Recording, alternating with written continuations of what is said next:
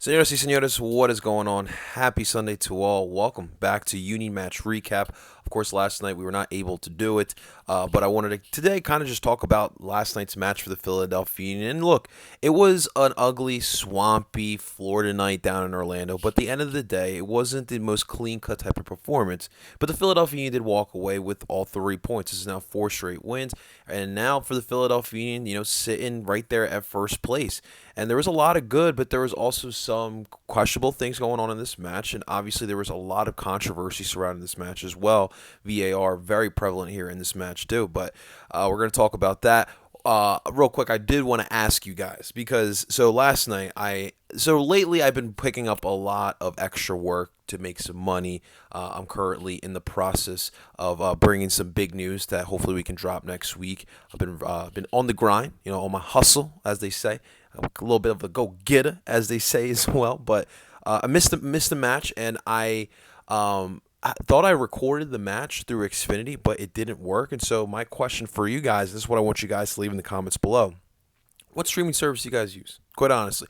I love the fact that the Union provide the matches for free online, but obviously like last night, can't watch it at that time. I used to have YouTube TV. I couldn't justify myself continue paying $65, but then like I think about it now, like it's so convenient having all these games recorded for myself, as you guys know, constantly watching the Phillies, the Union, the Eagles, the Flyers, and the Phillies, or the Sixers. I'm sorry, I already said the Phillies. But I need to have a place where they're all recorded and I can watch it. If I need to rewatch it, have it there as well. So if you guys have a streaming service that you guys kind of want to vouch for, definitely let me know in the comments below because I could definitely use that so I don't have to rely on highlights and articles because I like to watch the match. Just like you guys, I like to watch the match. I like to see what goes on in the matches. So definitely let me know in the comments below your favorite streaming service. But let's get into this game and some of these points and some of these thoughts that I have over this match. Obviously, a 1-0 victory here for the Union. And when you look at the starting 11 before we dive into it, the usual same suspects. Obviously, we had some different circumstances that some things definitely did change. Main changes in the lineup, obviously, Jack Elliott back from injury. He came back after missing the last 2 games, and again, shouts to Stuart Finley for holding it down. Olivier Bizo got the start, and this is something we talked about during the preview of this match, and also we talked about on Duke by the River. Would Jim go back to Olivier Bizo? It's been clear that Jim hasn't been favoring one or the other. It's been Olivier, it's been Nate, it's been a little bit of a rotation, so Olivier gets to start there. And then in the midfield, obviously, Alejandro Bedoya could not play in this match, so we got ourselves Jack McGlynn moving to the right side of that shuttle midfield position. We'll talk about that in a bit. I thought that was pretty interesting. The other usual suspects in the midfield, you had the Gazag at the tip of the diamond, Flock at the left, Ed Brujo at the 6. Your 2 forwards, Carranza and Ua. So you got most of your top guns in that starting lineup against Orlando, who rolled out again with that 4-4-1-1. Very interesting decision there. But as we move forward here with this match, I felt like the Union through the first half looked like more of a solid team. There was a lot of that feeler out period throughout this match, but I felt like the Union had better opportunities. And in the 39th minute, the controversy started, but also the lead for the Union would start as a nice little crossing from Jakub Glesnes was a nice little crack in by Daniel Gazak, nice little chip in off the edge of the foot and gets it right past Pedro Gallese to put the Union up 1-0. But however, we got the offside flag coming up, and then we moved on to VAR, and after what was like 4 minutes of reviewing this play, it was determined that Daniel Gazak was onside, and it was a good goal. And there we go. That started the controversy, but luckily we were able to get our hard work paid off with a nice early goal lead. In the second half, I felt like it was a little bit different. We saw a little bit of a tactical change as well. Some of the substitutions led back to a 4-2-3-1. Brujo Martinez got hurt in this match as well. He also got another yellow card. So regardless of his status for next week, he will not be playing because of another too many yellow card accumulations for Ed Brujo Martinez. I don't know what else to do. And even on the foul, it was just like, Ed Brujo, you got beat. All right, just let it go. Just let it go at that point. Facundo Torres, we'll get to him in a second. That dude is definitely a talented player that we have here in this league. But you had Burke coming in for Ua. Then we kind of switched into a 4-2-3-1, which was very interesting. Kind of Carranza playing as an inverted winger, which is really interesting to see, to say the least. Flock kind of moved back in the as one of those holding midfielders with Jack McGlynn, and Paxton Aronson came in for Jose Brujo Martinez. So it was definitely an interesting tactical change, but I like that. I like seeing that. I like seeing the ability of Jim being flexible with the tactics. I think it's very important when we talk about going down the line. At times when that 4-4-2 diamond can be a little dull and can be a little predictable, it's important to be able to kind of switch over to something different and kind of throw teams off. I think what really worked well against New England was throwing New England off with that 4-2-3-1, and I just felt like the possession was better, and obviously Jack McGlynn thrives in that type of formation, so I definitely think it's something that they need to continue moving on with. But later on in the second half, we had ourselves, and it was in the 95th minute. It was another controversy, and this is the one that was probably the most controversial moment of the match, off of a corner kick. Daniel Gazak got into it a little bit with Alex Shilowitz, and further, I'm sorry, Antonio Carlos got into Antonio Carlos off the corner kick. If from the camera view, and they were showing the camera view from the side of where the corner kick was taken, and it looked like Daniel Gazak, well, obviously he grabbed the crap out of his shirt. But when you looked at it very closely and you saw it from the another camera angle, and the camera angle from from overhead, you can clearly tell that there was shirt grabbing, I'm sorry, from both sides, from Antonio Carlos and from Daniel Gazak. So I thought that it was a tough decision, and it took a while for the ref to review it through VAR. But I thought the right decision was made. It wasn't a penalty kick. There was shirt grabbing on both sides, so obviously it offsets. And I thought the right call was made. Obviously, there's a lot of talk, and obviously, when you're talking about Orlando fans, they do talk quite a bit. They weren't happy with the decision, but I thought at the end of the day, it was the right decision, and VAR played a big role in this match. Daniel Gazak was just a hair onside in that goal, and obviously in the second, and it's funny, both the VARs had something to do with Daniel Gazak. And in the second one, I thought that Daniel Gazak, he was returning the favor because Antonio Carlos was holding on to his shirt as well. But overall, Daniel Gazak, he just keeps cementing himself in this league. He's got his 10th goal with that little tap in that he had in the first half, and he continues making a name for himself. And not everyone in the league is grabbing notice of Daniel Gazdak. This is a league full of great number 10s, and it's kind of tough to kind of stick out with in a room a bunch of freaking good number 10s. But he's doing a really good job, and just to think about it, he's leading this team in goals as a number 10. And I think he is the quickest to get double-digit goals in a season, if I am not mistaken. I'll have to double-check on that. But regardless, he's on pace to freaking tear up the competition, and it's just absolutely fun to watch. One thing I really was curious to see with the starting lineup was seeing Flock. I'm sorry, not Flock.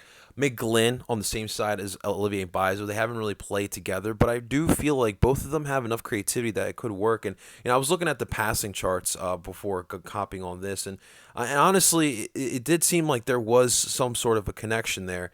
That's really the one thing I wanted to continue. I figured Jack McGlynn would be a solid on that role. He's just really good at facilitating. We continue talking about his vision, and obviously the defense is something he's going to have to continue working on. But you're just gonna have to continue finding ways to putting him in the lineup, or just keeping him in rotation with having him come off the bench. He does provide something that this team does need. When you're talking about the Union needed to be able to stay more possession, he really does help with that. And in this match, he was pretty high up. There was a lot of times where he was right behind Daniel Gazak and helping facilitating the ball. And I think that in turn, it allows Daniel Gazak to roam with a little bit more freedom. It's clear that Daniel does like to attack. He does like to be prevalent in that final third, and if you can have a guy like McGlynn just kind of just feed the needle to our big three, guys like Caranzanua, I just think that's just really big for us. But the right fullback position, it's a great competition right now. I'm assuming Harriel's going to get a crack at it against Houston in the next match, but it's a healthy competition, and I think Jim's got his work cut out for him to decide what to do with that position. But again, I'll mention this: there wasn't a lot of connection between Leon Flock and the top, but when you have Jack McGlynn moving up so freaking high up on the pitch, you would expect Leon to drop back a little bit, but just needed to definitely did notice that as well. It was interesting because in a lot of the categories, Orlando did beat the Union. Obviously, they dominate possession, but that's obvious with the Union. 12 shots to the Union's 9. Only one shot on target for both teams. Orlando had a lot of passes, 548 to the Union's 315, and they were 87% with accuracy, and the Union were 76% with their accuracy. But if you look at the expected goals, the Orlando was zero point 0.7, the Union were zero point 0.9, which I thought was pretty interesting considering the numbers. So, I mean, I thought that first half was pretty clean for the Philadelphia Union. And I want one player we need to mention as well, Julian Carranza. Ay papa, this guy continues to show his quality and he just, you can tell the more this attack just plays more together, they're continuing to build the chemistry, and they're gonna be fine. And I can just tell, you can tell watching Carranza, he does have a little bit of that killer mentality. I understand why people are starting to compare him to Tati Castellanos. I personally, I'm not gonna put him there yet. I mean, Tati's gonna go down as one of the best players that we've had in this league all time. But you can clearly tell he has kind of that killer instance. I mean, he had one of the better opportunities in the first half off of a cross from Kai Wagner with that header that just went just wide. You obviously saw the long shot that he had from like midfield, and just that, getting that head up just a brief minute and taking that shot. I thought it was really good, but not every match is going to be clean. And I thought the last match against New England was a highly emotional match considering who the opponent was and the way you won the game, scoring two unanswered goals in a span of 4 minutes to beat your rival New England. And then just to go down to Orlando, no Ali Bedoya, which is obviously definitely something to consider as well. That's a big factor too, but you don't have your emotional leader out there on the pitch, and you went down in a swampy Orlando. It was a hard-fought match. There was 9 minutes of injury time in the second half, and yet the Union still walked away with 3 points. I think you got to walk away with your head up high. It doesn't matter how you get it done. You just have to get it done. And now when we look at our Philadelphia Union, they've now won 4 straight matches, and this was a club that had like a run of 9 draws through like 10 matches, literally like a month ago, which is freaking wild. And now they have won 4 straight matches, and if you look at the standings right now, they are a point ahead of NYCFC, who obviously Tati Castellanos' departure is definitely going to be a big key for NYCFC as well. But 42 points for Philly, 41 for NYCFC, 35 for Montreal. So right now it's clear that the top of the East is more than likely going to come down to NYCFC or Philadelphia. And if you are the Union, like we always talk about, you definitely want NYCFC to take that number 1 seed. Listen, I know we want trophies. I get that. Supporter Shield, we won that. It was fun. I want an MLS Cup. There's no way I want that top of the league, top of the table, top of the overall table, ladies and gentlemen. So next up for the Union. Now, no Brujo Martinez for the next match. You're going to get Ali Bedoya back, which is big. So that is something to watch for this next matchup, what Jim is going to want to do. But you're going to face off against Houston. Let me double check. I believe it is in Philly, but I will double check here. But it's funny because we haven't seen Houston in a while, so I'm curious to see how. Obviously, they're not the same Houston that we all kind of remember from the days of Brad. It was not Brad Davis. Brian Chang. Brian Chang. Why am I for whatever? But those teams where they were in the MLS Cup Finals, they won back to back to New England. Like, that's not the same type of teams. But they'll be in Subaru Park. Fafa Pico will be coming back. Yes, indeed. It's going to be good to see Fafa Pico. A nice Saturday matchup, a late night one, 7:30. So it should be a lot of freaking fun. But listen, good, hard-earned 30 points. I'm okay with it. Let me know in the comments how you guys felt about the match. We'll get back at it this week with all our routinely scheduled content for all our Philly sports. So make sure you guys, number one, if you guys enjoyed this video, please hit that like button, subscribe for more Philly sports, and we'll be back at it this week. We're also available in podcast form. Make sure to check it out on Only in Philly Sports. You can also make sure you guys check out Lots of Ring Watches, our sponsor for all things Uni match recap, Phillies match recap, all of our content sponsored by Lots Rain Watches. So make sure you guys check them out and use my promo code Parcero Philly for your 10% off of your purchase at Lots Rain Watches. Until next time, ladies and gentlemen, I go by the name El Parcero Philly, and I'm telling you guys to dupe on, and so does Sebastian Latu. Let's get it.